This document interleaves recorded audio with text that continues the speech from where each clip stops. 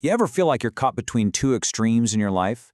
Between joy and sorrow, love and hate, or even just that constant feeling of being separate from everyone else? Well, we're about to dive into a really profound conversation from the 8th century between the great master Padmasambhava and his student Yeshid Sogyal that hits on these exact questions. Let's see what this timeless wisdom has to say to us today. So, the whole dialogue kicks off with this incredibly powerful, direct question. Yeshid Sogyal basically asks her teacher, what is the real difference between a fully awakened person, a Buddha, and the rest of us? It's a question that just cuts right to the chase, getting to the very heart of the spiritual journey. And Padmasambhava's answer? It's surprisingly simple, but also just so deep. He doesn't point to some faraway heaven or some complex ritual. Nope, he points right back at us. The answer, he says, to every single division we feel is found in one place only, our very own mind. He starts by breaking down the Tibetan word for Buddha, Sangye, because the key is hidden right inside the word itself. Sang means to have purified or cleared away all the fog of ignorance, and Gye means to have perfected or let blossom all these amazing innate qualities, like wisdom and compassion.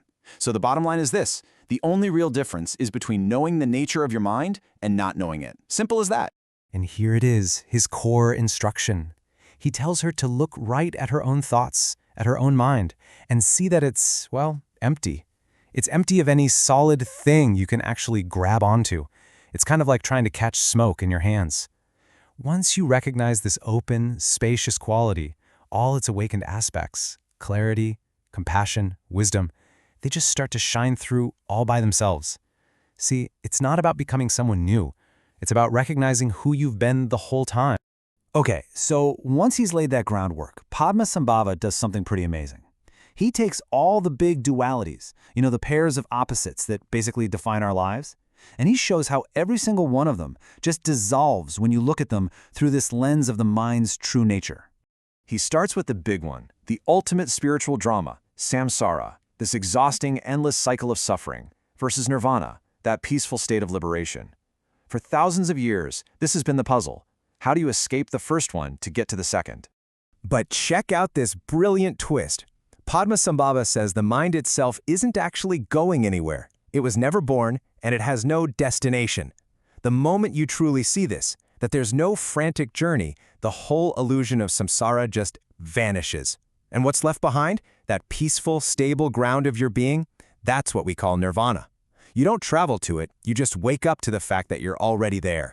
Next, he tackles a duality that shapes our entire social world, this deep-seated feeling of a solid, separate me in here, looking out at a world of others out there. This division is the root of so much loneliness, conflict, and us versus them thinking. His advice here is totally radical. Go ahead, he says, try to find this self. Look inside for the little CEO running the show.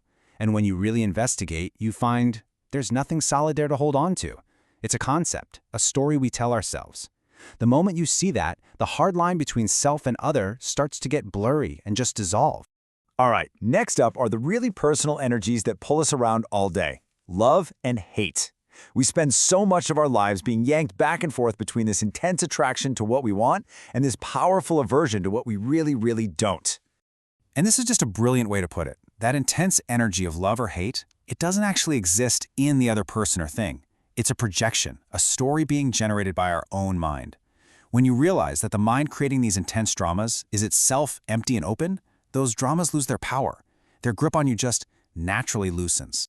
And finally, he takes on maybe the most fundamental duality of them all: our constant chase for pleasure and our desperate running away from pain. This dynamic is like the engine that drives so much of what we do, keeping us always striving and never really at rest. Now, this is such a powerful instruction. When you feel pain, he says, don't just run from it. Look right at it. Investigate it.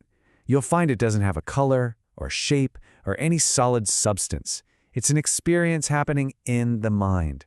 And since the basic nature of that mind is spacious and empty, that very quality is the state of ease you are looking for. Pain is transformed, not by getting rid of it, but by seeing its true transparent nature. So, this all sounds fantastic, right?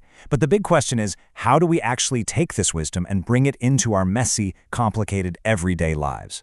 Well, Padmasambhava doesn't just leave us with the theory. He lays out a really clear, practical path. It's really a four-step process. First, you have the view, that aha moment of realizing your mind's open, empty nature. Then comes meditation, which is just about getting familiar with that view, just resting in that awareness over and over. Next up is action. This is where you carry that awareness off the cushion and into your day. So when you're stuck in traffic and you feel anger rising, you see it for what it is, just energy in the mind, nothing solid. And the result? It's not some trophy you get at the end. It's just uncovering the brilliant, compassionate qualities that were always there, now finally free to shine. And this right here, might just be the most freeing part of the entire teaching. The goal isn't waiting for you in some distant future. It's not something you have to build or earn. The result, enlightenment itself, is fully present within you right now. The whole path is just about learning to recognize what's already here. So, as we start to bring this all together, let's look at that golden thread that runs through every single piece of Padmasambhava's advice.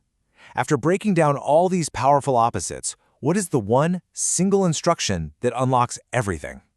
After each and every one of his explanations in this dialogue, Padmasambhava repeats the exact same phrase. This is the essential instruction. It's like he's creating a drumbeat, pointing again and again and again to one single ultimate key. And there it is. The answer is always the same. Whether you're trying to solve the problem of samsara and nirvana, self and other, love and hate, or pain and pleasure, the essential instruction is always to turn your awareness around and look directly at the nature of your own mind. That is the beginning, the middle, and the end of the entire path. We'll end with the words of Yeshe Sojal herself. She knew how incredibly precious this conversation was, so she wrote it all down, preserving it like a treasure. She hoped that one day, people who were ready to hear it would find it. And by exploring this together today, it kind of feels like her wish has come true. So she leaves us with a question that still echoes today. Now that we've found this treasure, what are we going to do with it?